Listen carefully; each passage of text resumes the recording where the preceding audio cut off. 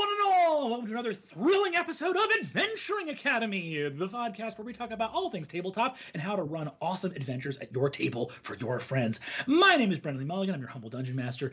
With me today, our guest. Oh my goodness, are we so delighted and so honored to have this guest with us today. You know her and love her as the YouTuber who runs the channel MonarchsFactory, which is actually a delightful pun on her last name, where she covers house rules, homebrews, and her general approach to D&D and TTRPGs from a GM's perspective focused around the mythology and folklore that inspired the setting. She is also the writer, producer, and star of the web series Wolfgang. Please welcome Australian dungeon master and mythology expert, Dael Kingsmill! Woo! Woo! You made me sound so fancy. I've been watching these episodes come out, and you've got like awesome person after awesome person. I was like, I was getting worried. How's he going to find anything to say about me? This is Dael. She makes videos about D&D sometimes. Listen, the CV is impressive because of the person who crafted it through their lived life. So congrats to you. Dael, MonarchsFactory, Kingsmill, very, very clever. We love it. You got it. We love to see it. Yes, very good. MonarchsFactory is an incredible resource that, in my opinion, of the kind of like here in Adventuring Academy, we are very much, I think, a conversation discussion podcast that just happens to be between people who run games, and therefore we kind of like meditate on a lot of theory. MonarchsFactory is an incredible resource of like to the point, awesome tips, tools, tricks, great advice for running the game. It is honestly like an intimidating breadth and spectrum of just great tactical advice, which is like here in Adventuring Academy, I think we have great advice, but the advice tends to, again, be very philosophical. And MonarchsFactory does such a great job of being like, try this in your game, it will be fun, do it the next time, and like awesome tips, tricks, and tools. What was the genesis of the channel for you? Like how soon after you had been like a hobbyist within tabletop spaces, did you start the channel and start crafting these videos? Well, so that's an interesting question, because I come from a background in I studied acting at uni, and I was so frustrated with the teaching there, because it was very old school. It was very, this is the way we did it, so that's the way that you have to do it. And I was like, but we've got new media, we've got like all this brand new stuff, why aren't we acknowledging that and like utilizing that? So I ended up, that happened to coincide with actually the Geek and Sundry Vlogs channel was holding auditions, and I decided to audition for that with I was like, what's my nerdy subject? And one day I was having lunch with a friend, and I was like, that reminds me of this story from mythology, and just rattled it off. And she was like, okay, Dael, sure, whatever, and did not care. And I was like, oh, I'm a geek, I forgot. So I ended up auditioning with mythology videos where I just retell stories from Greek mythology and kind of point out the absurdities. And so I started there working with Geek and Sundry, and then like 3-4 years down the line, I started playing D&D probably 4 years ago now, properly. And I just saw a bunch of people like, oh, how do we do overland travel? And I was like, oh, I was actually just working on that, and I need a video this week. Here's my video on D&D. And people wanted more of that, and so it was just a total accident falling into making videos about D&D from a completely different YouTube background, and now, I mean, hey, it seems to be working, which is nice.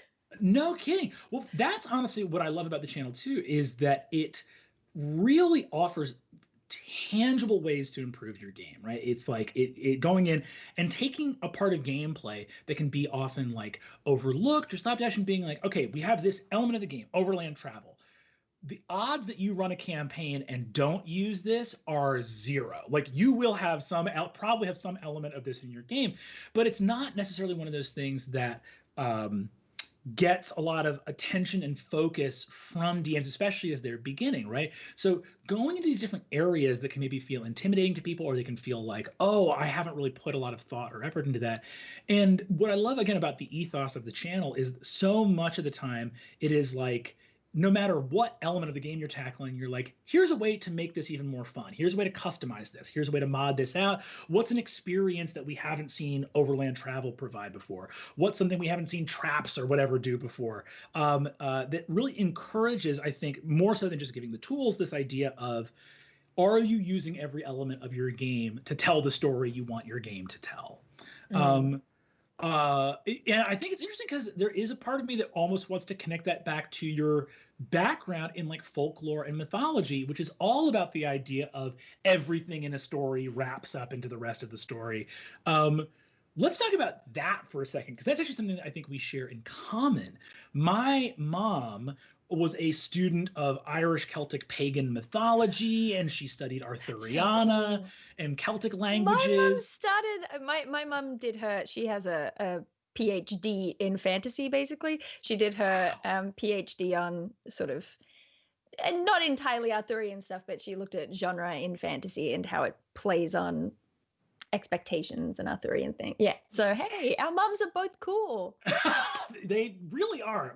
Yeah, very, very cool. Growing up in that, I know for me it was just like ensconced in that. I think my dad, when I was growing up, got really worried. He called my mom because she was like away on a trip somewhere, and he was like, Brennan has been pretending to be Sir Gareth of Orkney for 3 days. Are we worried? Is this a problem? Do we call somebody? And my mom was like, he's fine. Like, is he eating? Great. He's taking a bath? Great. Good. Like, we're all good. Growing up in that, like, is that something that that was like the air you were breathing? Or even as a kid, did you take particular fascination with that as you were growing up? I mean, I guess I did. I never really noticed that I was doing it because, I was very into fantasy as a kid. I was convinced I was going to be a writer. I was like, I'm going to be an author. I'm going to be C.S. Lewis. And so, I love that fantasy stuff, but I think it tied into mythology without me even realizing. Like, my brother always played Age of Mythology on the computer, and I was that annoying little sister hanging around over his shoulder, and he'd be reading every single indexed entry that's like, here's who Agamemnon is, and I didn't want to read it, but it was the only thing on the screen and he was playing, so I read it. And then over time, just pulling out books of mythical creatures, or I can remember, Mum swears that she didn't know much about mythology and that she doesn't know the stories like I do, and maybe that's true now, but I have the most distinct memory of one day we were already kind of running late for school. Like I'd missed the bus or something, so Mum was going to have to drive me. And then we ended up even later because Mum was like, no, here's the story of the Battle of Marathon. Let me tell you about Pheidippides. Let me tell you about the tactics they used in the battle and how I have the clearest memory of it. And so I was very late to school, but I learned an important lesson about Pheidippides and the Battle of Marathon. So, it really was just not like a thick layer of all that I was interested in, but it was always present, and always sort of played into the way that stories were told around me. Because I suppose even C.S. Lewis, there's a lot of little elements of him throwing in sort of Greek flavor, very sort of Southern European mythological. Yeah. It's very interesting to look back at that stuff now and see all the effects of those mythologies on it, like L. Frank Baum writing Oz, then later told like the adventures of young Santa Claus within that same sort of like cosmology. And like obviously there's a lot of Greek myth in Narnia, which is like an extremely Christian. It's a very funny Christian allegory because it's like the lion is Jesus.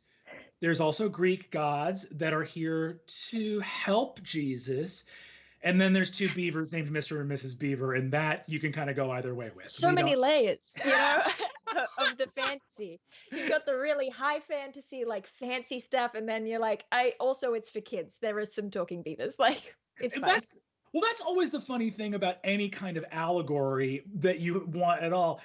Like anytime you're working in genre fiction, there's always the danger of like, what Batman represents is being arrested in the cycle of grief, and it's about wrestling with that. And then Mr. Fantastic is like, what if you could stretch? And that you go like, some of the literary analysis here. But I definitely like agree in terms of that thing of growing up in a very mythology soaked environment. And again, mythology is such an interesting because you have mythologies where you realize these are actually the belief systems of cultures that did exist. You read like the Norse sagas, you read like and you go like, oh, this is, and but then you're also like, but this was their beliefs, but it was also written down by Christian monks. So there's that element. And then you get to other stuff where it's like, this was never fully a religious system. Like the Arthur legends were legends as they were being told, but it's still folklore, all the way down to like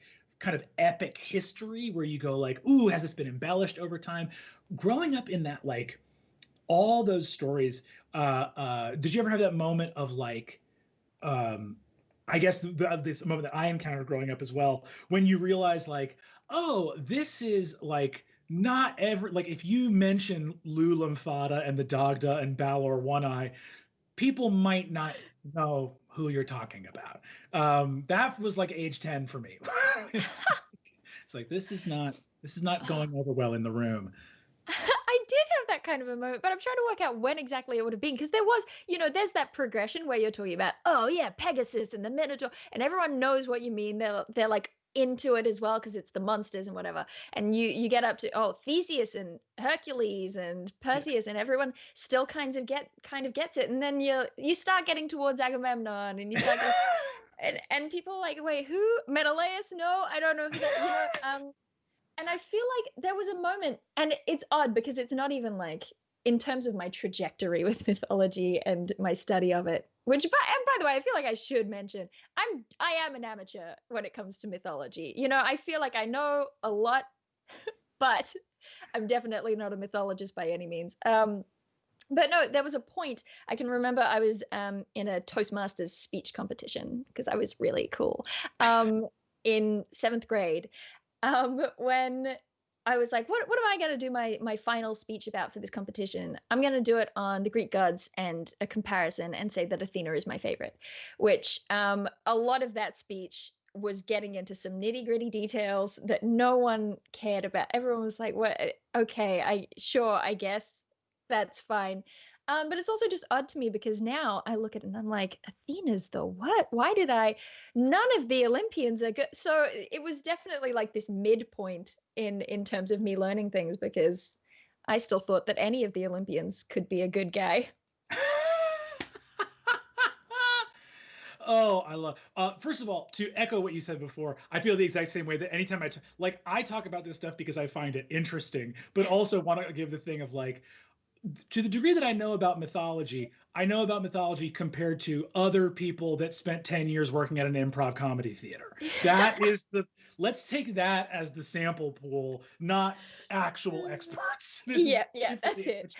But it's a beautiful thing. And there is that thing in folklore that I love too, of the, I don't know why this just crossed my mind, but there was that thing of, in terms of like, those old like Greek and Norse and stuff like that. I was reading the prose Edda, right?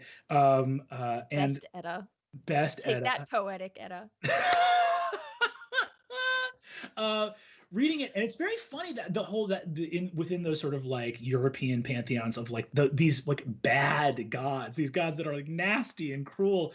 There's a moment in that Edda where Odin is talking to Thor, and they're having a fight, and Thor literally says to Odin, when he reckons Odin's been like tricking him, and he says something like, "You are the god that oft gave luck to worser men," meaning like, Odin, I hate you because you let bad guys win. And it's one of the things that made me like Thor, because Thor's like, I root for the good guys, and you, my dad, often make bad guys win, and I don't, and you suck, man. It's so satisfying. So satisfying. Wild tangent. But the mythological upbringing, when I say mythological upbringing, it makes it sound like we grew up in Olympus or in Cyrano. I am a demigod. But a lot of like ensconced in mythology and folklore, go to university for acting, which I think is very similar. I went for screenwriting, for filmmaking stuff, but going for kind of creative pursuits. What initially? So were you already a performer by the time you first started playing tabletop? Yes, I want to say yes. I think I was. Yeah. So I went to a performing arts high school as well, which is where the transition from I'm going to be an author, I'm going to be C.S. Lewis turned into, oh, people, I get to be in front of everyone and they're all paying attention to me. This is excellent. But but I can remember the moment. It was such a slow burn getting into RPGs. So I started out on like play by post forum RPGs. I don't know if you ever had any experience with those, but it was just, there's these free forums that you can set up online back in the olden days of dial-up.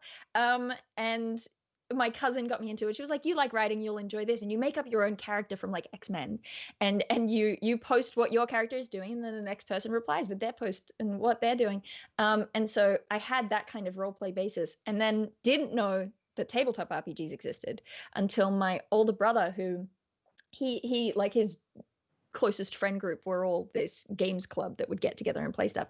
And he would explain these games to me, and I had no understanding of how they worked. But it sounded fun. It was like, and then you roll the dice, but then and then I fell over because my backflip didn't work, and I was like, oh, that's nice. But one day he was preparing to run his first ever game, and it was a game of Rogue Trader. And he wanted to get some practice in, so he helped me make a character. I think it was someone from the Adeptus Mechanicus. I don't really fully understand what that means, but I'm pretty sure that that's what it was. And then I tried to play, and he was like, and you have to get to the library. What do you do? And I was like, I don't know where the library is. And I like climbed a building trying to find, like, I had no idea how to play. No idea. He got frustrated, stopped playing with me. And then it was a super long road to actually get to any point. It was like a bit of Rogue Trader, a bit of the Iron Kingdoms RPG, a bit of Paranoia in the middle there somewhere. Pathfinder eventually was where I got my start, because I kept saying to my friends at uni in the acting course, I was like, I think that we would all really like playing RPGs together. And they were all like, yeah, we should do that. But nothing ever came of it. And then I had that moment that I'm sure that every DM has had, where they go, well, if no one's going to run it, I guess it has to be me. I'm going to be the one running the game. And I couldn't get them to all agree to a time. And I used the power of guilt.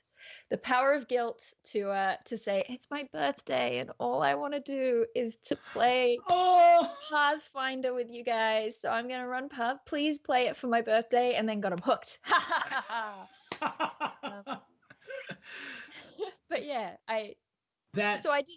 I did have that acting background, but I also had that sort of my understanding of RPGs from very early on came from a written form of it, which was a lot more like prepare the stuff and then wait for a response, which for the youngsters who don't know, yeah, listen, we had forums, we had like RP post forums. I was doing that. I did a lot of AOL Instant Messenger role playing. Oh yeah, fully free form, no rules, just we're rolling along, right?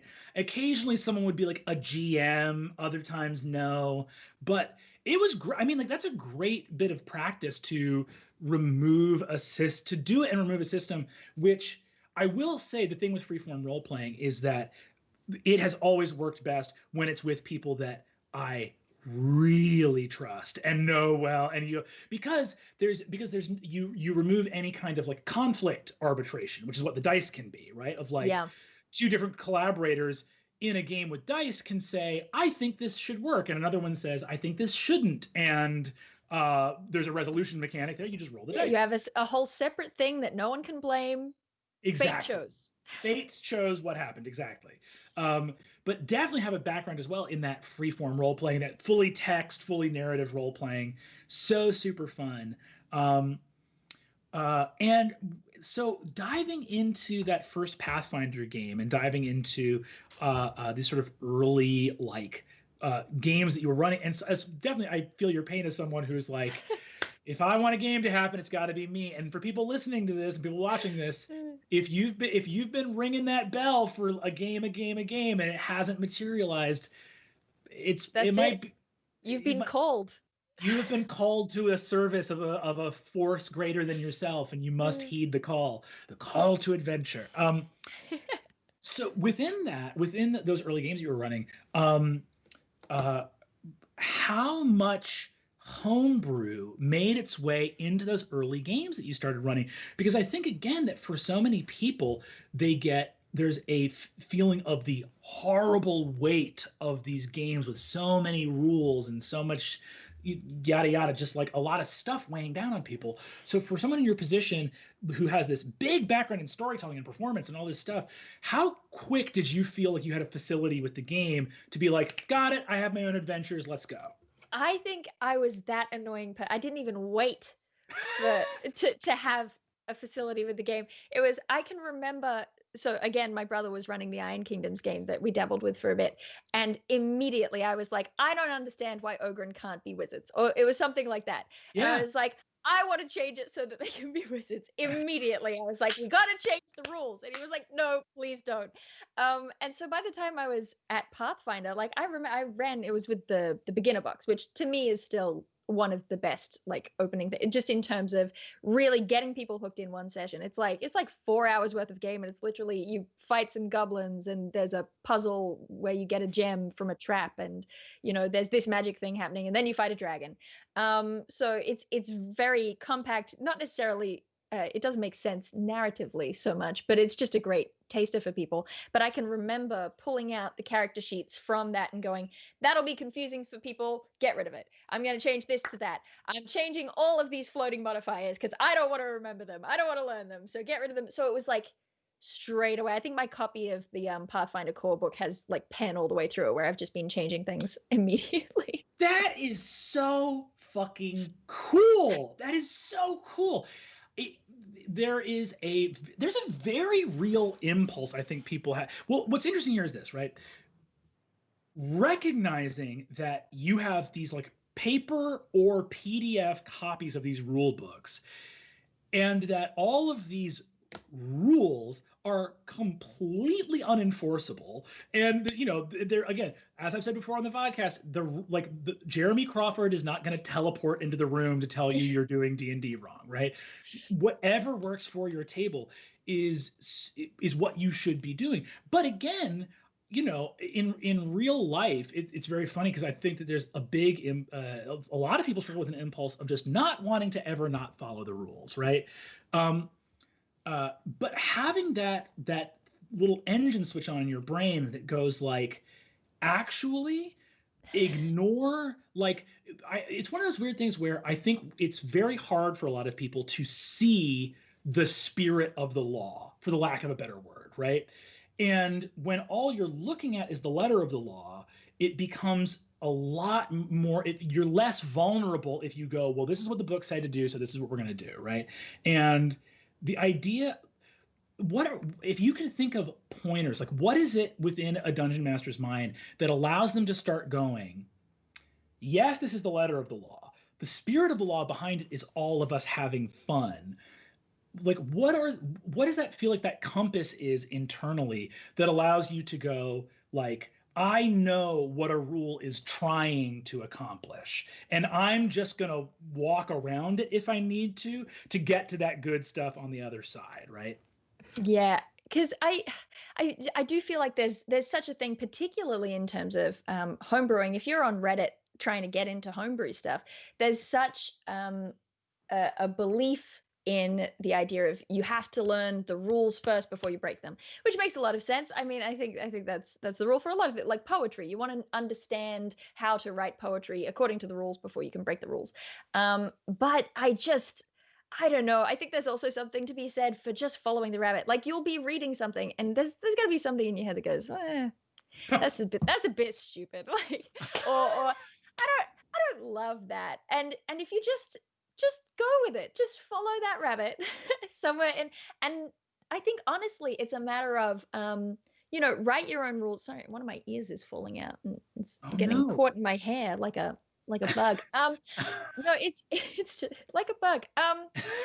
It's just, don't be scared of making rules that don't work.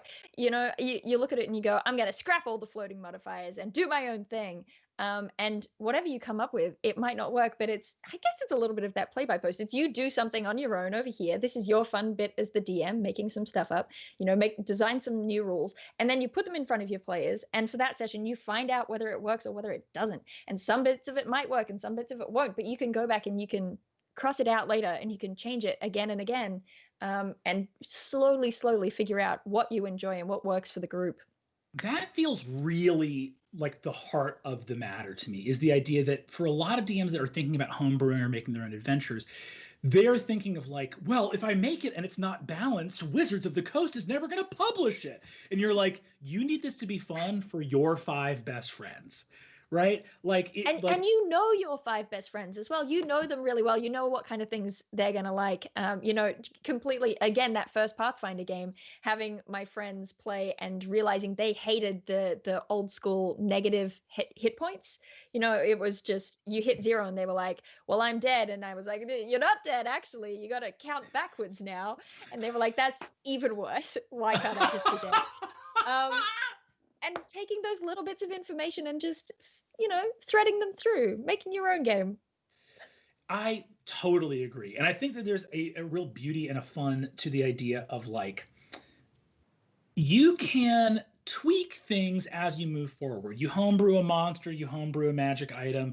Like, I never fudge rolls, but I have definitely been in situations where I've made, not ever really on Dimension 20, but in a lot of home games, I've had moments where it's like, all right, I got a bunch of 19th level characters. Let's throw this monster at them. Oh no, I made that monster way too powerful.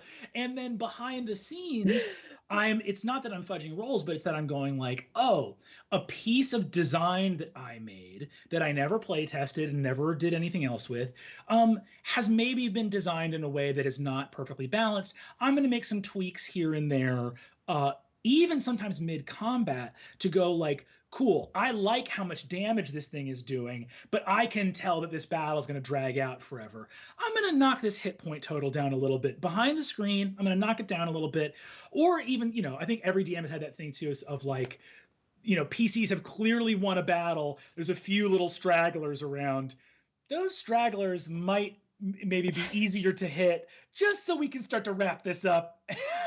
Yeah, we felt the vibe go down. Everyone's very happy they've won, so let's move on. Yeah.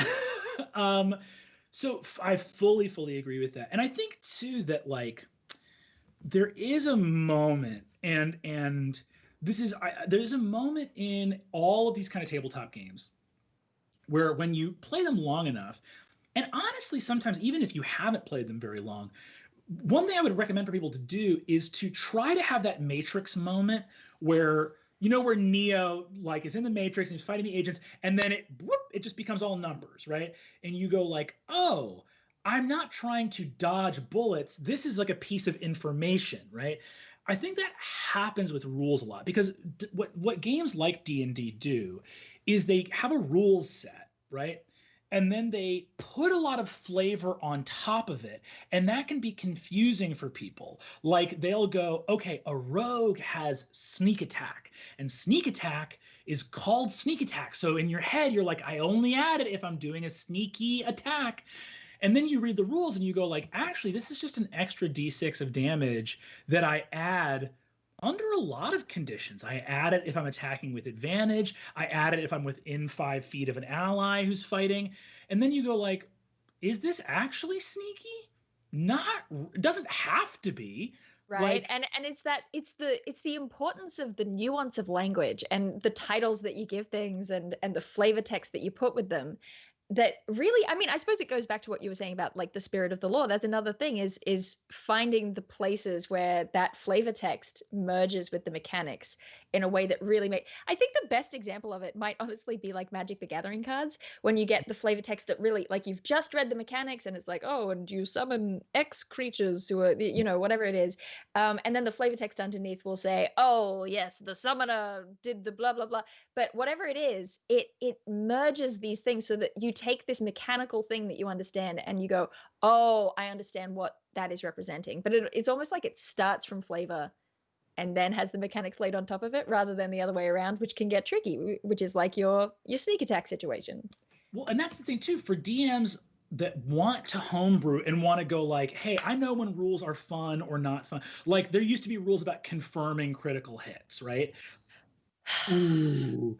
And that's the thing is, I'm like, if you think I'm going to look at a player that just hit that nat 20 and tell them there's a chance they don't crit, you are dreaming, my friend. Under no. Yeah. Nothing like encouraged animosity between me and a DM before I started running the game, like me rolling a d20 and them saying, but you have to roll again to make sure that you actually got a critical hit. And I was like, 17, screw you, I did get a crit. But like instantly I was so angry about it every time. I could never do it. No, 100%. And there's a lot of that like pruning of the rules and finding ways to be like, okay, does this rule actually make any, is anyone really having fun with this? Is this really adding to stuff? Like is there another way to go about this? Is there a way to streamline this? And I think that one of the things back again in like 3.5 was like there used to be separate skills for hiding and moving silently, and you would go, well, like a diplomacy skill isn't being nice and also being persuasive. Like why did we randomly diplomacy gets split up into ethos, logos? Right, exactly. You're like, why does the guy who does sweet talking get to have just one skill? I gotta have two to and also what in your mind, like what is a character with a high hide and a low move silently? Like a cat burglar covered in pans? Like that's like why? It's just Peter from Hunger Games. He's painted to blend in. But I suppose again, it's that line between is this a game of simulation or is this a game of verisimilitude? And I mean, I see people, get a little caught up in what verisimilitude means, but I think the point of verisimilitude, as is truthiness. It's not actuality. It's not a replication of reality. Because if you want a replication of reality, there are things that do it better. This is an abstraction, and part of that abstraction isn't just how do we make real life into dice rolls. It's also how do we get the impression of what feels true. So even though we know that like cutting cross country is going to take longer because you're walking through the scrub in the forest or whatever, that's going to take longer than following the road. But it feels true in the game to say, do you want to cut across country and it'll take you half as much time, or do you want to follow the road, which is safer but it'll take longer? That those sorts of things, that level of abstraction is truthiness. It's verisimilitude versus simulation. 1,000,000%. I love the way you put that. And again, that truthiness, this used to be my little soapbox that I got on all the time when I was teaching improv. When I was teaching at the Upright Citizens Brigade, I would over and over again disagree with my fellow teachers and who would talk about scenes being realistic. And I would say, you have got to get rid of the concept of realism on stage 100%. The first time that you cheat out, that you go like, Bradley, when did you get here? It's not real anymore. It's just not real.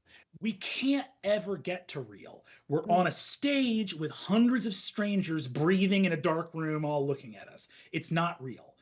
It can be truthful. Like we can get to truthful. That's it. And I think that delineation is so important, and it gets to a big moment to all these important moments of like, what are the rules you should mess with and which are the rules you shouldn't? And it's an interesting thing because having the intuition and insight to know what can get boiled down, right? When you're looking at something like combat, it can be helpful to do that Neo Matrix thing and just go, we are rolling dice. We want high rolls. We don't want low rolls because that's representing our successes in these moments. And the bonuses represent the fact that our characters should succeed more often at the things they're good at, right? And so it's an awesome combination of luck and strategy where it's like, hey, if I make decisions to try and do the things I know I succeed at more of the time, or I get creative to take advantage of things in the environment or other opportunities that make themselves available, we have a higher likelihood of success.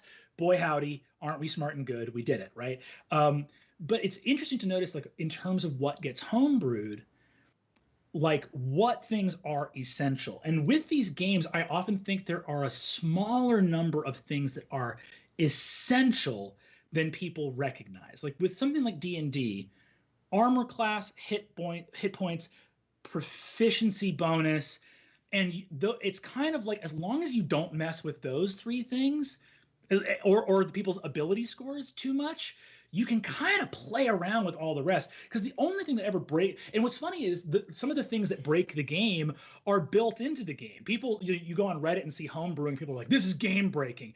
And you go like, my man, by the time an average wizard is 15th level, they won't die if you push them out of an airplane. Like, let's talk about world breaking. Like, the average falling damage from maximum height is like 60 points of damage. If you have more than 60 hit points, you could truly you could just be like, no parachute later, and like out of the plane. Like that's a lot. So when you're saying like verisimilitude, like we are not going for a reality engine. We're going for truthiness. Yeah, for sure. And I mean, 5e in particular, it was so exciting to see it come out and sort of start to grasp how that system was built, because it is, particularly in comparison to a lot of games that came before. Since then, we've got, a lot of stuff that is doing more simplification, but 5e is so streamlined in so many ways that the absence of basically any floating modifiers was huge. And they really have pulled it back to a point where you can have fun homebrewing. It's such a perfect playground to start homebrewing, because you can look at anything and be like, well, I'm going to change it and it'll probably be fine. If you make a homebrew class, and people are like, wow, that's way too powerful. I mean, as long as it's, as long as everyone in the group is having as much fun as each other, I feel like that doesn't really matter, particularly for the DM. Whenever I see people commenting, oh, well, this is bad because it'll be hard for the DM to deal with it, I'm like, they're running the game. They can do whatever they want. Like, if I need to make the combat harder, I can just add more bad guys. I can make the bad guys stronger. I can deal with overpowered PCs. I just want to make sure that everyone's having equal amounts of fun as each other in the party. I 100% agree. And I think, too, it's very funny. Again, the critical voices that tend to homebrew is so fun. It's so fun to get something handmade by your DM. It's so fun to get something that was like, I thought you would. The joy I feel when I make magic items for my PCs is an unrivaled joy of like, oh, I hope they think this is cool. It's like giving Christmas gifts. And there is an element of people that tend to chime in and be like, DM's going to have a hard time with that. That's a little bit broken. You might need to nerf that. That's a little bit of OP.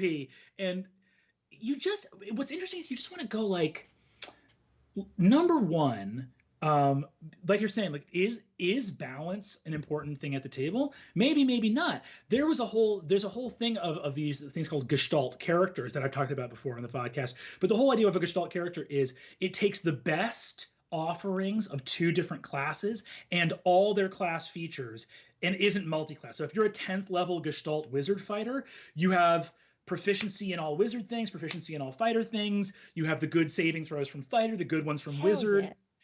But what's so fascinating about it is in the rules for them, they tell you this thing, which like, think about that. Like anyone would say, whoa, that's broken. Don't let a Gestalt character in the same party as these other whatevers.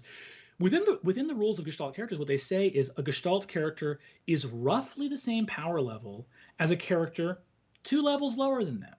And people are like, what? How can that be? Shouldn't a 12th level wizard fighter, Gestalt wizard fighter, be as powerful as a 12th level fighter and a 12th level wizard put together? And you go, no way. That wizard fighter or whatever, they still only get one action per round. They're still being played by just one flawed human being who might make a tactical error. Like, our conception of overpowered is not really taking into account how hard it is to really throw the game out of whack given all these other constraints, right? And again, the last thing I'll say is just that, like, if you were to take Rage and Fireball out of the system and offer them as homebrews on Reddit, they would get ripped apart. People would be like, you get to take half damage from everything? That's crazy. I feel bad about doing that voice now. That's not what Reddit sounds like. I'm sorry, Reddit. I love you. Don't turn on me, please. We love Reddit, but just to say that this is there's not a lot of deep dive homebrew building happening on Twitter. So but again, like much to your point, like it is. I think that like take those swings in your home game, make that homebrew magic item, make that homebrew subclass, make that homebrew spell. If it's overpowered, it's probably not going to be overpowered on the level that's actually going to affect your campaign. And if it is, maybe that's it. You can change it. You just change it. You just go like, hey, I kind of messed up. That's way too good. Let's scale that back. Because again, it's funny. I had to my brother and my dear friend M. Veselak, who's the creator of Wickedness, which is an awesome indie tabletop game, play my long-running home games Wizard and Sorcerer, and they had this spell called Star Mantle from 3.5, which made them immune to damage from weapons. And and I read it because each of them had found a way to get evasion, and it was this loophole of if you combine evasion with this reflex save afforded by Star Mantle. And I looked at it it was just, we played for like a year where this was working, and I was like, I don't know what I can do. And then eventually I did a deep dive and found out that, actually with the wording of this thing, and I called them up to give them this thing of like nerfing it, and it was so friendly because I actually was like, I said, I have great news. I found a way to make battle fun for you all again. Because the truth is, like, honestly, I think that by the time something actually becomes overpowered or a problem, you know who's going to be the most upset about it? The player. Like, the player with that is going to be like, oh, this broke the game in a way that it's not as much fun. Like, risk is fun for players. So that's that's my rant about overpoweredness. It was a good rant. It was a good one. Thank you. I appreciate it. I wanted to also jump in and talk about building your campaigns, building stuff at home for your players. When you are doing session prep, when you're doing your preparation for your campaign world, how much what do you find your breakdown is of time you spend on the mechanical components of the game versus the time you spend on the narrative components of the game? And has that changed at all as you've played more and more? I think I've gotten faster at all of it, which is nice. Well, maybe not faster. I sort of I let it drip feed into my thoughts for a long time ahead of time. And then I think it all comes down to genre a lot of the time. I'm like, okay, but what genre? Like, I'll have all these sporadic notes of things that I want to happen. I'm like, hey, what was I prepping the other day? I was prepping, it was some overland travel. And I was like, okay, but there are going to be, I hope no one watches this now. No, it'll be fine. It'll be fine. This isn't coming out for a while. There's overland travel, and there are these bounty hunters who are looking for them. And, I was like, okay, but it's going to take this many days, and I want it to be exciting. But everything I was doing, all the bits that I wanted to happen, it kept feeling boring. And I was like, why isn't it working? And then I stopped and I realized that I hadn't considered the genre yet. And I was like, what genre is this? And I'm like, it's probably halfway between like a frontier Western, Pinkertons out looking for the bandit or whatever, and also the ring wraiths chasing the hobbits, specifically in the movies of Lord of the Rings, because don't you have some wonderful scenes in there? And so I was like, okay, match those together. That's the genre, that's the feeling that I'm going for. Now I can finally work on the mechanics, and then start like hitting the things that I will actually need for that session. So I'd say like a long drip feed of finally figuring out the narrative, and then most of the like hardcore prep is actually mechanics. I love that. And I think too, that's the place I think you really should start, because to me, every way that I think about the mechanics of the game does at the end of the day boil back down to what is the emotional response that I'm hoping this is going to elicit from the players. That's exactly it. It's like, okay, do I want them to be a little bit freaked out? Do I want them to feel triumphant? Do I want, what do I want this particular thing, what this scene needs to accomplish in terms of emotional response? How do I reflect that in the mechanics? Which is, I suppose, like that's a big place that you're going to end up homebrewing, because doing the same thing for every single scene, you're going to get the same emotional response, which probably won't be much. But you know, if you're like, this really needs to feel like a haunted house, how am I going to make it feel like a haunted house? Now I'm going to start messing with the movement mechanics. I'm going to start pulling in like the survival mechanics for extreme temperatures, like the rooms getting really cold, you know, things like that, pulling in unusual mechanics, because that's how it reflects the things your characters are feeling. That's it's the meat for me. It's the good stuff that I really hope to achieve. I don't always manage to do it for every session, but it's where I start. It's that, you know, flavor text mechanics thing again. I think that makes 100% sense to me. And it's all about that idea of, it is a tricky thing, because to go back, it's about that marriage of the spirit of the law and the letter of the law. We have a feeling, we have a thing that we know we want to create that will be felt and ephemeral. How do I get a bunch of plastic miniatures and plastic dice to do that? How do I make that feeling?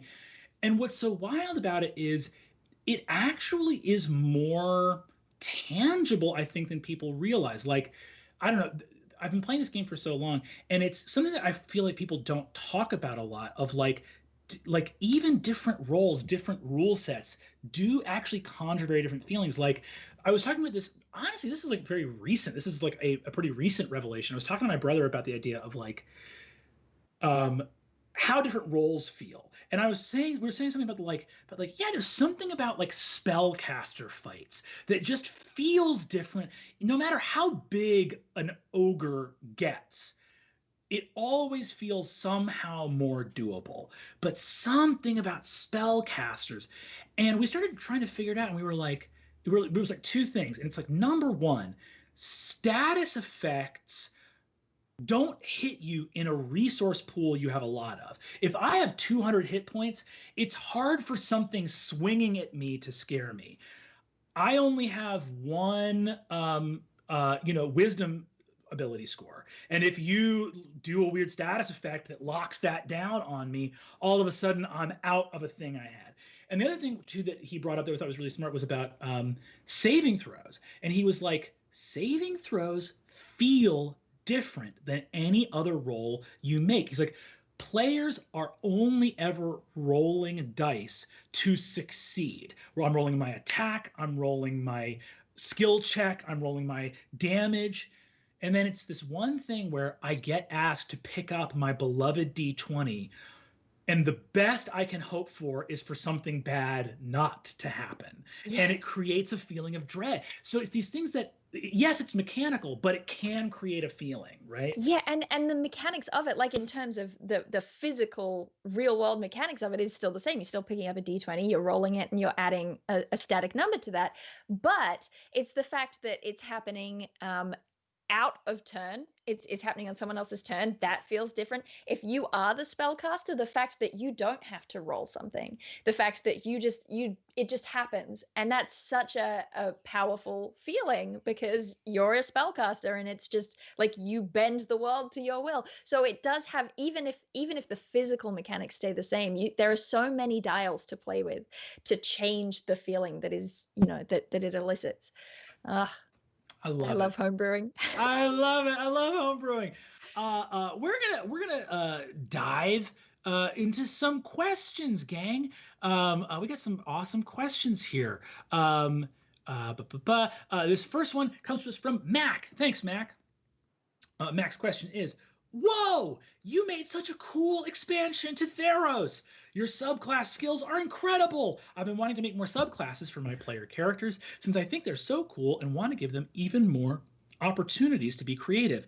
How do you go about finding a good balance within a class to add on cool thematic subclass skills? You've got College of Tragedy, but how does it translate to skills and abilities in and out of combat, for example? Thanks.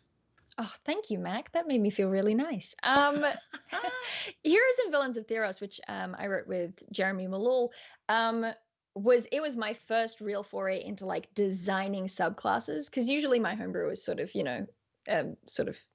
tertiary systems that you can put on top of the stuff that's already there. So this was the first time that I was really sitting down and trying to write subclasses, design subclasses, and it was tricky, but I kind of, you get back to that same thing that we've been talking about. It's like, what do I want this to do?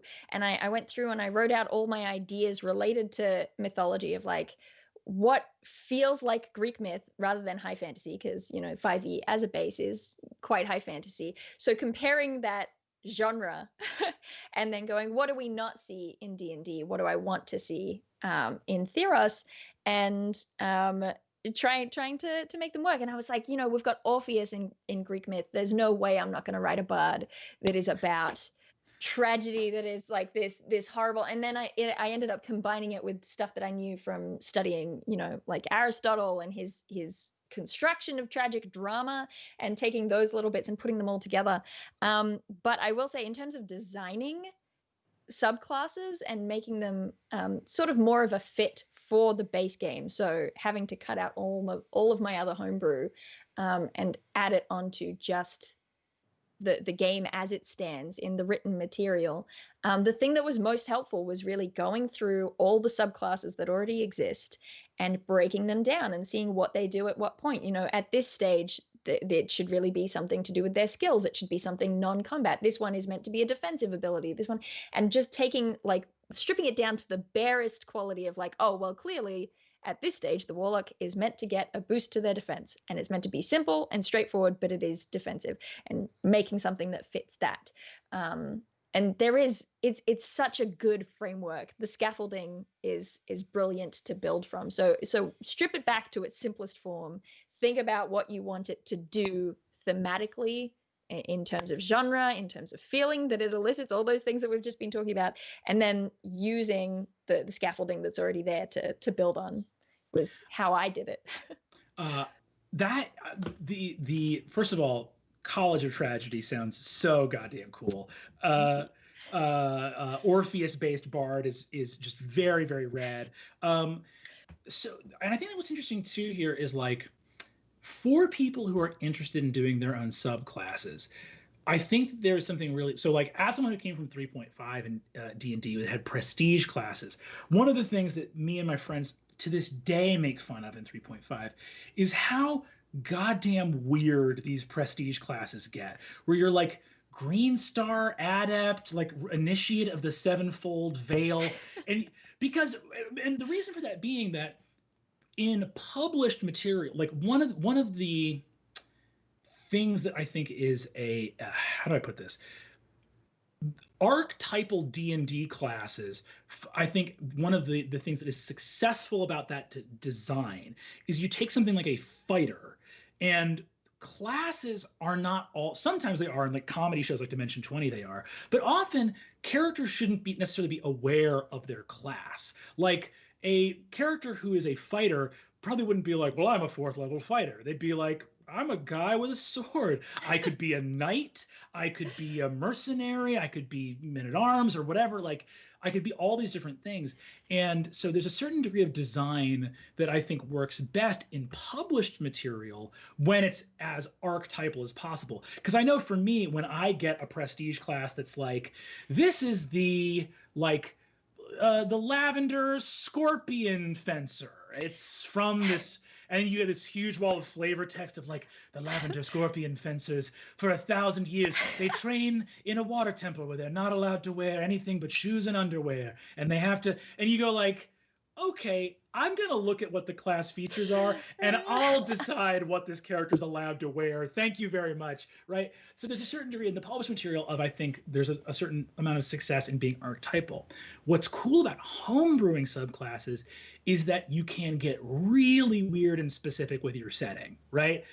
Like if there's something within your setting of like, no, there's a specific correlation between wyverns and sorcery and these people that oppose them, so they're themed around being immune to poison but also counterspelling magic. It's like, that's not something that would necessarily be broadly applicable to everyone's game, but as we said before, it's for your 5 friends. That's it. That's exactly it.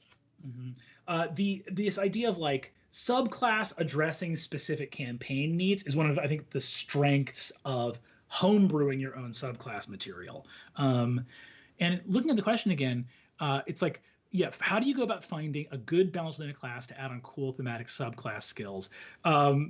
there's one thing I've often messed around with is the idea of just taking a subclass from another class and being like, could you just smack this on another? Like, could I just take Battlemaster and smack that on Barbarian and that still kind of works? Maybe? I kind of ended up doing that for the monk. I was like, okay, but what if a monk was a barbarian though? What if that was a thing? And that's how I made it. And it's also, you know what? I mean, the scaffolding is great. I stand by what I said about the scaffolding. If you're trying to publish something and really get it to work for as many games as possible, that's great. In terms of just making a subclass that you think is dope, I just give it awesome abilities. Make sure that you give it some awesome abilities sooner. Like if the highest level that they're going to get a subclass ability is going to be 17th level, you're never going to play to 17th level. Give the awesome ability to them at 12th. Like just shove it all down a little bit. Make sure they get awesome. But then you have to make something even more awesome, but not too powerful for 17. You know, it's like have fun with it. Put in the things that you want. You know what you secretly want to give it. Give it those things. Then look at it all and go, did I go overboard? Let's scale it back a little. You know, like you can throw them in and you got to get the clay there before you can shape it. You know, you have to write the essay before you can edit it. You have to just shove in all the things that you want to shove in, and then you can tweak it later. I totally agree. I think that there's that. And again, too, it's like, I actually think that is a piece of advice that is so profound that I want to hit it again, which is put the good ability at a lower level. And honestly, let's be real. You look at the assassin rogue subclass, you look at the gloomstalker ranger subclass, you look at battlemaster fighter, giving someone 4d8 of extra damage and a range of combat maneuvers, letting someone do automatic crits on the first round of combat. These are not small potatoes abilities, right? Like these are quite good.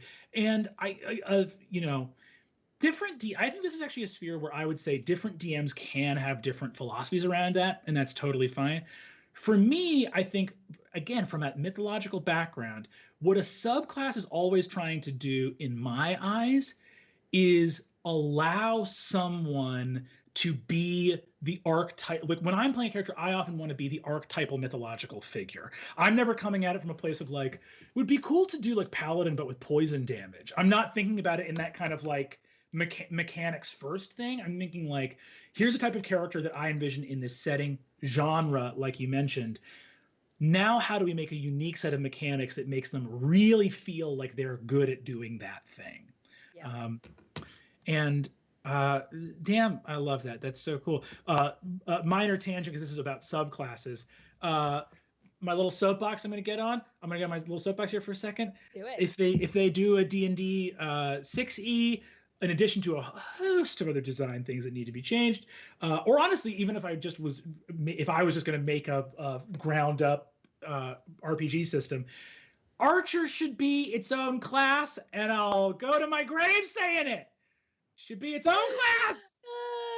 Because I mean, I suppose at the moment it's really just, okay, you want to be an archer, but like, do you want to be a ranger archer or a rogue archer or a fighter archer, or, you know? To make a good archer, it's like you basically need to have access to some ranger spells and then also have the arcane archer thing but even that's bonkers, because it's like, here's the thing, right? It's like if we're going to talk about the universality of let's say something like the paladin, which is like very specifically like paladin, like sort of this like Eurocentric holy knight kind of hospitaller or whatever thing.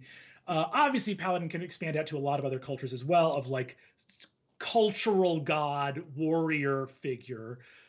But let's talk about that universality versus archer, which is everywhere. How many stories and myths and folklore about archer? It's all of them. Gods of archery, you got it all. There's literally gods who are like, my whole deal is bows and arrows. And the fact that the only way the system has come up to have archers is to have them mostly be magical, when it's like, I don't know, have we heard Robin Hood, Artemis? They're every bows are everywhere. They're everywhere. True. So I'll go to my grave. And also because it's like, when you make an archer, they always have too many hit points. That should be a D6 hit point class. Why do I have these hit points? I'm in the back. No, it's so true. And I mean, on top of that as well, you get things like the subclass for hunter, for ranger, just in the PHP is like you've got this whole thing that's clearly written for someone who is an archer. You have a bow and you just want to be good with your bow. Here's a whole subclass about it, but they never made it literally about having a bow. So they have to like really carefully write everything so that it could work with a sword. Yeah, you know how when you go hunting, you bring your longsword. I'm chasing boars down in the wood with a longsword trying to get them. Good grief. Well, there's another little soapbox. Love this. This next one comes to us from A Little Lost Bean. Thanks, A Little Lost Bean. A Little Lost Bean. I hope you get found. I hope so too. I love your vid on the Feywild and the idea of magic being supernatural / the most natural. Do you have any tips for introducing this concept or ways to show it in more mundane places in game world? This is so cool. Well, for background and context for folks, communicate if you can this idea again of like the Feywild and the idea of supernatural versus like the most natural. Yeah, so I have very particular ideas about the Fae and how magic works that are kind of informed by Irish, Scottish folklore, Celtic folklore. That it's this. I think it started when people started asking me whether my setting was high magic or low magic, and my answer is always it's pervasive magic, which is not a helpful answer for what they're asking. But I don't have an alternative because it's like magic is everywhere. It's in everything a little bit, but it's not necessarily accessible from a mortal perspective, if that makes sense. So it's like in folklore, you'll get these stories about people who are walking through a field at night, and if you walk through that particular field at night, you just know that it's kind of inhabited by fairies. It's got this crossover with the realm of fairy, and if you try to cross that field at night, you will never make it to the other side. You'll just keep walking and you'll get lost. You'll never. Whereas if you sit down and wait till dawn, once you start walking in the daylight, you'll be fine. It's this bizarre blending kind of realms of realities that comes through. And then the idea of the supernatural that is the most natural is an idea that I thought was mine. And then one day I was reading an essay by Tolkien called On Fairy Stories, where he literally says that phrase. He's like, fairies are supernatural in that they are the most natural. They are super natural. They are so natural that we'll never be able to understand them, and we'll never be able to understand the world the way that they understand the world. And trying to take those ideas and tie them in with a really quite mechanically concrete and narratively concrete thing like the Feywild in D&D, and how do you merge those two things, which by the way, Little Lost Bean, I don't know whether my answer is going to be helpful because it's really tricky to do in the mundane places, but I love to show it in the mundane places. One of my favorite things to do is I picked a place in my setting that I decided is very close on the border between what Tolkien called the perilous realms, right? And so you pick this place. I pick this place, and anytime my players go there, I've never told them, but anytime they go there, I roll a d20, and if it rolls a 20, if if that roll lands on a 20, they will end up in the Feywild.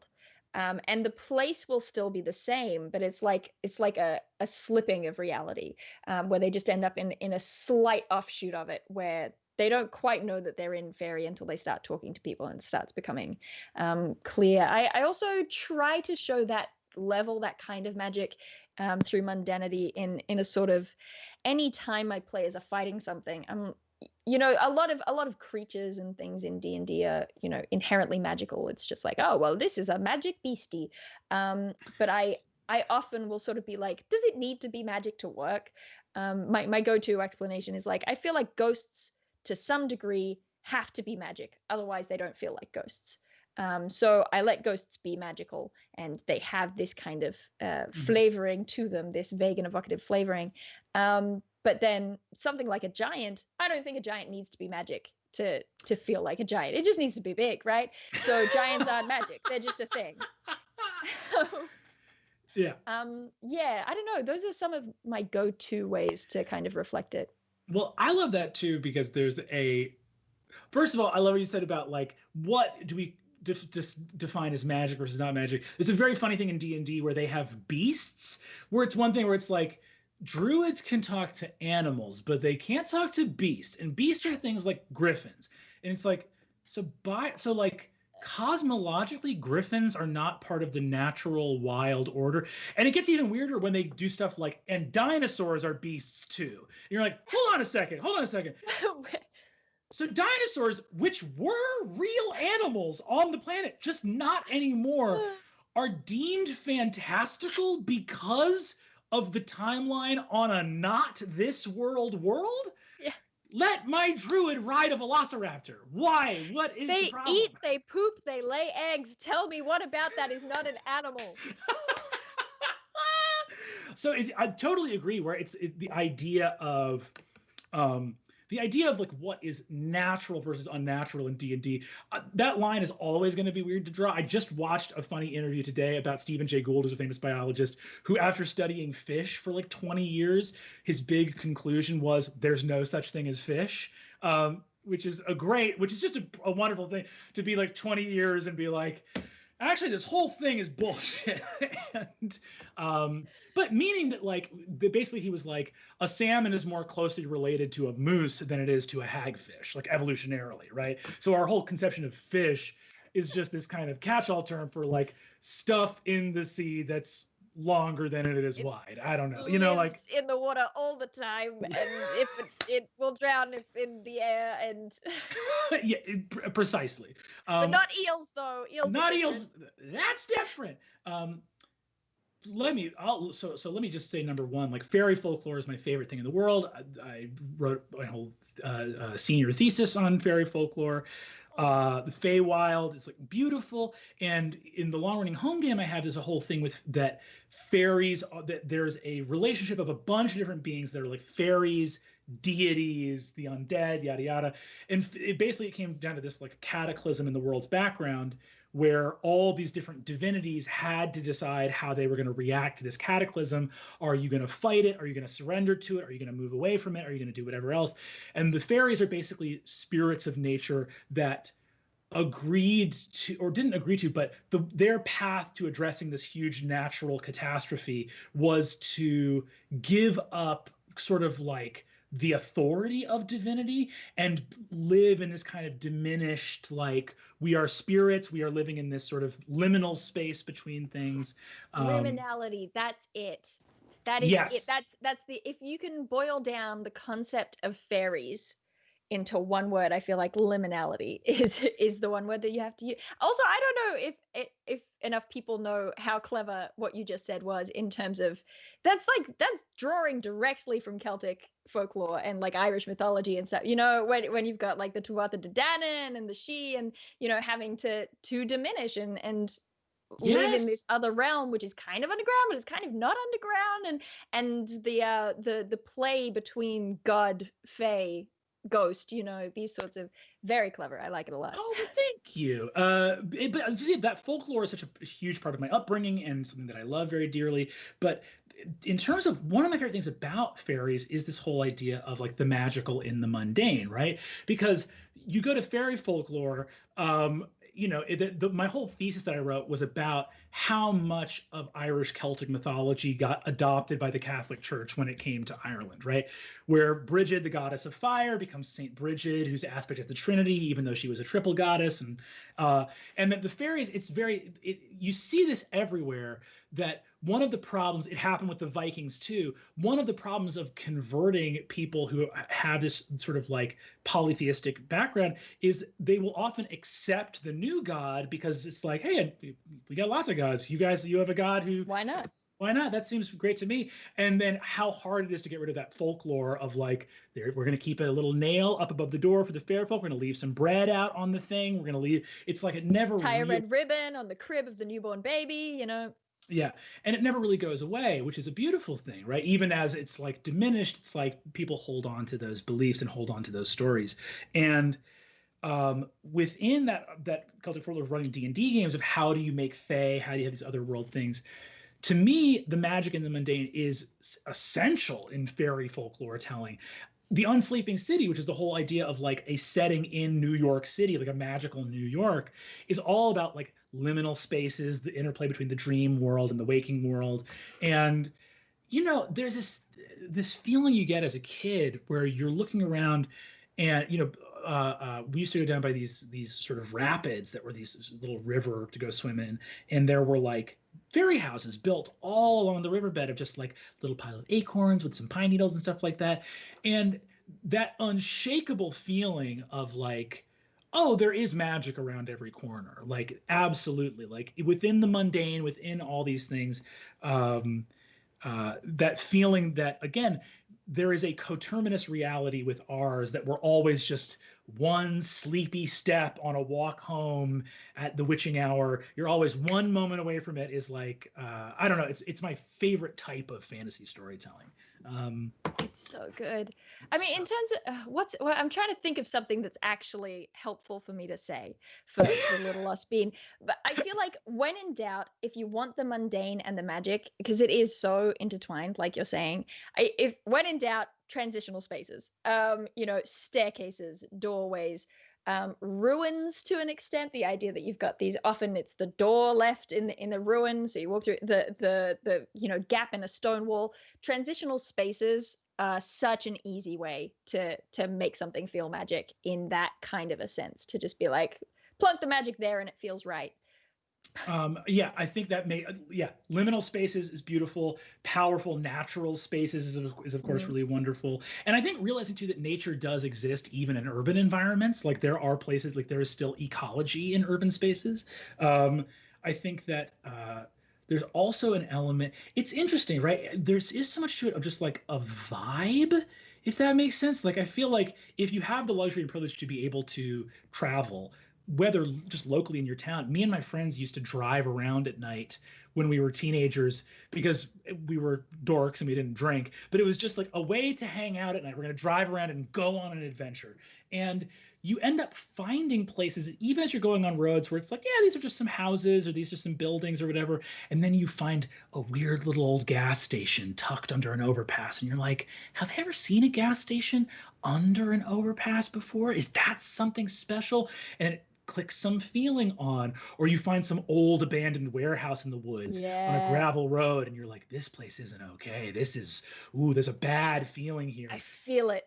Yeah, you just feel that feeling of like magic, Yeah, it's like, it reminds me of Bilbo's walking song in Fellowship of the Ring, where it's got those lines like, someday you'll find a new road or a secret gate, and maybe you'll just, you'll walk that way one day and you'll find out what's down there. And it's all got this sort of magic, like the magic of adventure and discovery. Yeah, 1,000,000%. It's discovery, right? There's something out there.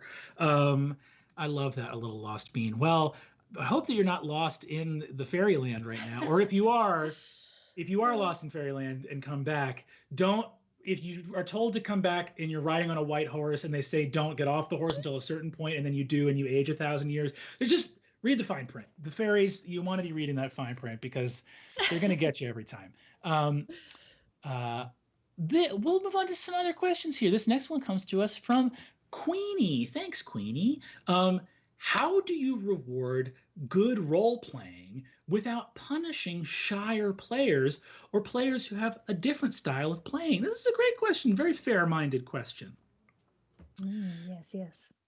There's definitely that vibe, right? I actually had a conversation recently about this, that I don't like to I have had people ask me before about, like, Brennan, like, you like role playing and you like storytelling. Why don't you use inspiration in your games? Why don't you award points of inspiration?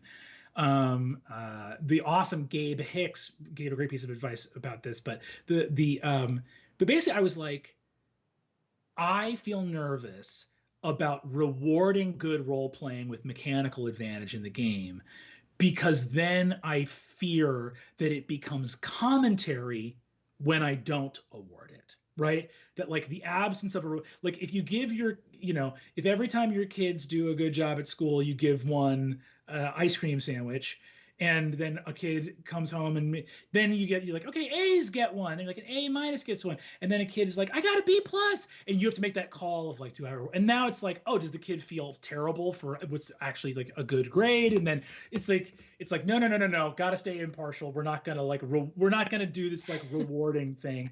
But I think within Queenie's question there is that idea of like, if you are, how do you reward players for good role playing without feeling like you are punishing a shyer player?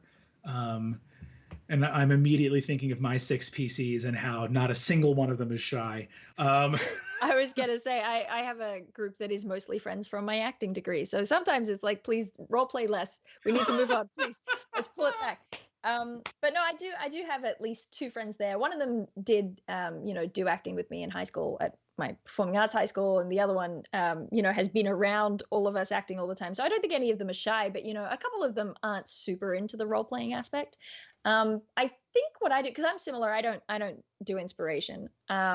I think for me though, it's partly because when I am given inspiration as a player, I always forget that I have it. So as a DM, naturally I forget to give it. But I think part of it is that I've taken notes on what each of my players seems to enjoy doing the most.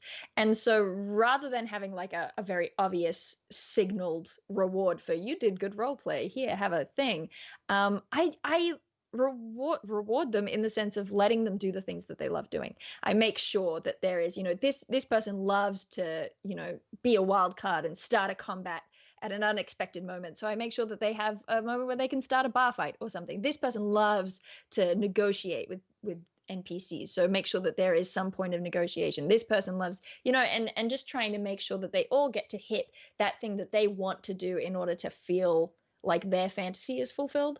Yeah. I think that makes a ton of sense. And I also think too, within this question, there is a premise within the question that I don't want to say that I don't want to say that I disagree with it, because I do understand where it comes from. But I will say that there is an assumption here, right? And the assumption is that you should be rewarding players for role playing. I understand that there are certain game systems that mechanize incentives to role play. And if you are in a group where here's the issue I have, right? If you're in a group of people that like role playing, you don't need to reward them for role playing. If they role play well, they just did the thing they liked. Like, you don't need to incentivize me to get into character. That's the high I'm literally here chasing. Like, it is a self-sustaining, the reward is the act itself, right? And then I would say if you have a group of people that have fun at the game and their fun doesn't involve role playing, I would say, well, if everyone's having fun, do you need to change the way people are playing? So these systems that create rewards for role playing, I think are really only valid in this narrow slice of tables where you have a group of people that have all consented to wanting to role play. They would like it if they role played more, but they are struggling with getting there unless there is a system there to mechanize them remembering to do that. Right. Now, am I saying that table doesn't exist? No, I think that table exists for sure. But I think that might be a narrower slice of people that are playing. And I would say if you're a dungeon master, you should check in, because on the one hand, if your players are all having a ball role playing, they don't need a reward system for that. And on the other hand, if you're trying to drag your players in the direction of role playing and they're like, we just like dungeon crawls, I might just check in with them and see about that, because I think that, again, some of these systems of rewards, they're good if everyone has consent to them and everyone has buy-in to them. But I also wouldn't want to, how do I put this? I wouldn't want to trick your players into role playing, if that makes sense. But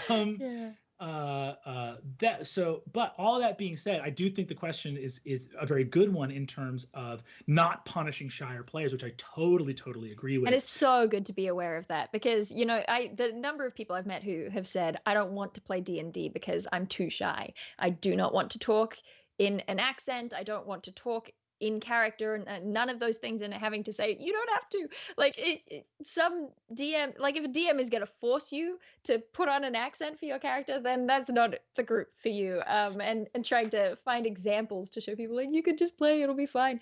Yeah, I'm trying to think as well. I suppose there is a little bit of that, release the butterfly, and if it comes to you, then it truly was yours. I've just realized, I'm thinking about it, I do this thing in my games, the 1 or 2 players who don't love to role play super directly and it feels like a performance and they don't want to do it. I love having moments where I'm like focused on a character over here and I'm dealing with them. It's a one-on-one moment that the others are just going to be watching, and I love table talk. It makes me feel so comforted when these 3 over here, while I'm dealing with this, they've just started talking to each other. They're joking around. They're having their own, and they're all talking in character or explaining what the characters are doing. It's so fascinating to me because they don't come out of the game, but it's just like, oh, cleric, you're over here and you've discovered this thing, and they're all just having their fun little side adventure in the shop or wherever they were, just talking to one another and just letting that happen. I don't have to be involved in it. I don't have to be a part of it. But when I tune in and I realize that they're still in character, that's the most joyous moment for me. That's the role play that I love. And you don't have to pull it forward. You just let it be. Love it. I love coming back to a scene where people are just doing their thing. True story. I used to run a campaign when I was in college for my friends, and we would do like 18-hour, 20-hour marathon sessions, like playing from like 11 a.m. to like 7 a.m. And truly, we were so voracious for D&D back in those days that sometimes I would go to sleep and the players wouldn't have gotten enough of a fill. And so there was a side quest in that setting that was GM-less, even though it was 3.5 D&D, because the players would just pull out these other characters and I would be like, how do you guys play? There's no DM. And they're like, we're rogues planning a heist and we haven't ever left the warehouse. It was like, we don't need any external world stuff. It's just us having. Amazing. It's so funny to me.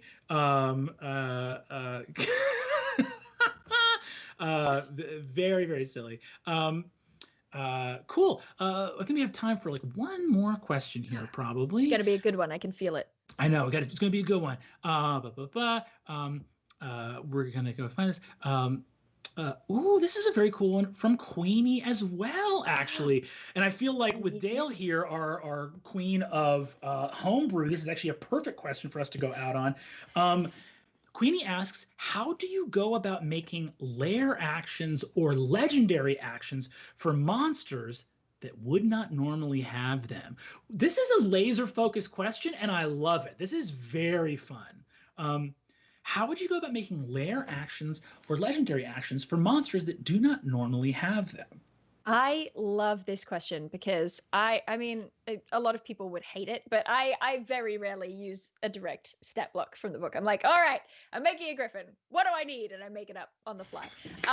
But I have forever loved doing this thing. I think I first saw it on Reddit, and then now Matt Colville's Action-Oriented Monsters does something similar. But the idea of just having, like, for me, a signature thing that this monster or this combat is going to be remembered for. I'm like, it's a griffin. What's the cool griffin thing that I want to have? And I want the griffin to swoop down and pick up one of the players and drop them. And that'll be like the thing that the players remember about this combat. But I love building them into just reactions based on like, okay, when this creature gets hit by a ranged attack, giving it a really specific trigger. When someone casts a spell, a targeted spell that they actually have to roll a d20 for or something, give it a really specific trigger and build things in that happen anytime that thing happens. And maybe they'll only happen once per encounter, but if you have like 2 or 3 of them, you end up with this really dramatic shifting sort of a combat with 1 or 2 moments that people, like long after the minutia of rolling the dice is gone, they'll remember these moments, these sort of signature things that happen. So I rarely build them around the idea of, like on initiative 1 or initiative 20, this thing will happen with the lair. And I often make it a thing that the beast does rather than something that happens around them. Yes, absolutely. Yeah. I love that. And I think that you hit on, first of all, I just want to say that, like, as someone who's been playing this game for a long time, legendary actions and layer actions, I mean, specifically legendary actions, were the one piece of design in 5e that made me go buy all the 5e books for the first. It is a game-changing piece of design because, you know, what you learn pretty quickly upon being a DM is the action economy is going to kill you. It's going to kill you. And these monsters, I don't care how cool your monster is. You know how long that monster is going to be alive? Probably 4 rounds. So your monster, if they have a normal action economy, it's going to do 4 things. And that can be, if it's lucky, and that can be so sad. You make this huge stat block. You got all these spells. Ooh, big bad boy Lich coming in. Blammo! Done. 4 rounds. So particularly the spellcasters, if you're following like the strict rules as written spellcasting, and they can only cast, you know, 1 spell and 1 cantrip every turn, they're dead. They're gonna die. They're fucking toast. They're toast. With that legendary action stuff that came in, the things that are beautiful about it are not only that it makes legendary monsters actually able to take on a party of adventurers, and so you can like in 3.5 and editions like that, like, yeah, you can make a big encounter out of fighting a dragon, but fundamentally what's going to happen is the dragon's going to have 1 big turn, maybe it drops somebody and it's dead on the next turn, right? With really swingy. Really swingy, right? Big turns that matter a lot and get very, very swingy. And with legendary actions, what's beautiful about them also is they scale. So if you're a single high level paladin, you have your lance, you're riding up on your horse, you actually, the dragon is going to be less effective because it can only take its legendaries at the end of your turn. So it's cool because it allows these powerful monsters to kind of blowfish out as an adventuring party gets bigger, which is really useful to scale them. Like, the more of you there are, I actually get a little bit better, right? And again, it's that variety. It's combat variety. I love it. If I see a monster that has different abilities in its actions, legendaries, and reactions, I go, oh, this is going to be a memorable encounter, because its actions will feel different. Its strategy will make it feel intelligent and frightening. And I think homebrewing in this realm is so fun. Kalina, who was the Shadow Cat, this like high dexterity, shadow tabaxi warrior villain from one of our seasons in the show. Spoilers for Fantasy High sophomore year. I gave her legendary reactions, so she could use multiple. She had all these reactions that she could do to stuff. So it wasn't like she was a full Draco Lich or whatever, but it was like, if you trigger these abilities, she can do a tremendous number of them per round, right? With this question in particular of like, how do you go about making them for legendary actions for monsters that would not normally have them? Look at the monster manual and you'll get some indication that the real big kahuna monsters have legendary actions that make them almost as effective on the PC's turns as they are on their own turn, right? They're still slightly better on their turn and initiative, but those tail attacks, those claw attacks, their spell casting, especially if they can improvise, if you have those legendaries where it's like, I can blow all 3 legendary actions for this area of effect things centered on me, or I can be taking single shots that do less damage, but if the PCs are spread out, legendary actions that allow you to play an enemy monster smarter and therefore make them a better villain. What I would say is, as you go down in power, you get some idea of how you can adjust your legendary actions if you want to add them to a monster that doesn't already have them, specifically like a less powerful monster. Because like, you know, Strahd has whatever, but a regular vampire still has legendary actions, but one of their legendary actions is a movement. It's not horrifying, but it makes them feel really scary. They can move on your turn. They have celerity. They're running around all over the combat, right? They can grapple you and drag you away. You know, so if you were going to make an even lower level monster encounter, I'm trying to think of like, yeah, like if you want to add legendary actions to like a goblin war chief, right? Like, the ways to do that are fun are thinking like, the main thing that legendary actions do is make a fight memorable. So what's something that this monster should be able to do on a PC's turn that also, again, I feel like a big part of what legendary actions do as well is just make you able to have your bad guy do more stuff in the battle. You know, like... For sure. Please let me do something. Yeah, no, I completely agree with that. And the idea, I think one of the things I do if I'm scaling it down to something that's really not that, I was doing an owl bear the other day and I was like, oh, what's a cool thing I want the owl bear to be able to do? I want it to be able to give like a bear hug that like crushes a person. But you know, you don't want it to go overboard. So one of the things I do is just make it something that only happens once in the battle, which is fine on the low end of things because, you know, whereas when you're playing, you know, the big Draco Lich and you want them to do a lot of stuff and for the battle to feel complex. If you're fighting something on the lower end, you don't need it to be complex in order to be memorable. And so you can still do that thing where you're like, here's your legendary action. It will happen once in this battle. Here's a different legendary action. It will happen once in this battle. And that is enough for those 3, 4, 5, maybe if you're lucky rounds, that is enough to fill out the space. Yeah, and I think also, you know, that thing of like legendary actions, you're so right, total game changer. But playing with all aspects of the action economy, like we were talking about with the magic feeling different because it happens out of turn. You can do that by making, you know, reactions are triggered by something. A legendary action happens at the end of the player's turn. You could have ones that happen in the middle of a player's turn. You could have ones that, you know, trigger here and then last throughout other players' turns. You know, play around with the action economy and which bits of it you use, you know?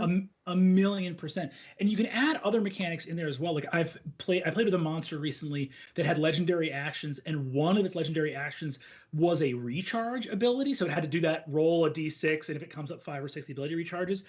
So one of its legendary actions was a like movement utility action, and then had this other big damaging legendary action, but it had to recharge it. So what does that do? Like we were talking about in terms of what feeling do mechanics create? It creates this feeling of a monster that's building up to do a big thing, and it's teleporting around the room while you're trying to grab it before it can do that. Yeah, that almost Dark Souls effective. You can feel it coming. Yes. I can feel it coming in the air tonight. It's about to hit. So I think that's a good thing too with legendaries to do, and layer actions as well, is creating variety, right? Layer action can do, if your bad guy monster is doing a lot of direct damage, maybe the layer action does a status effect, right? It creates like a poison gas comes out, and it's people are rolling con saves while the thing is doing direct damage. You have one legendary action that is like some kind of status effect spell. Maybe the other one is just a movement or a utility thing, or it's like a defensive capability. It has a legendary that allows it to auto heal, right? And again, it creates that great feel, because I think when PCs are in a legendary action fight, the vibe you want to get from them is that like crew on the bridge of a star strip of like, oh no, another problem, like some other. You want that like, oh, a new thing we have to worry about. Monsters are supposed to do one thing. It keeps evolving. It keeps things interesting. Yeah. Well, my goodness, an hour and a half absolutely raced by. Dael Kingsmill, it has been a pleasure and an honor to have you today. This has been so much fun. Thank you so much for having me. It's been lovely talking. An absolute delight. Where can our fans of our show go to check out your awesome work? Where can they find you? You can find me mainly on YouTube at MonarchsFactory, as Brennan said. And that is a play on Kingsmill. Yes, I'm very pleased that you recognize that. My sister actually came up with it when I was trying to come up with a channel name. She's so proud every time someone works it out. So that's my YouTube channel. That's where I mainly live and upload things. But you can also find me regularly on Twitter at DailyDael. Wonderful. Dael, thank you so much for being here today. And for everyone watching at home, thank you so much for tuning in. We will catch you next time on Adventuring Academy. Farewell.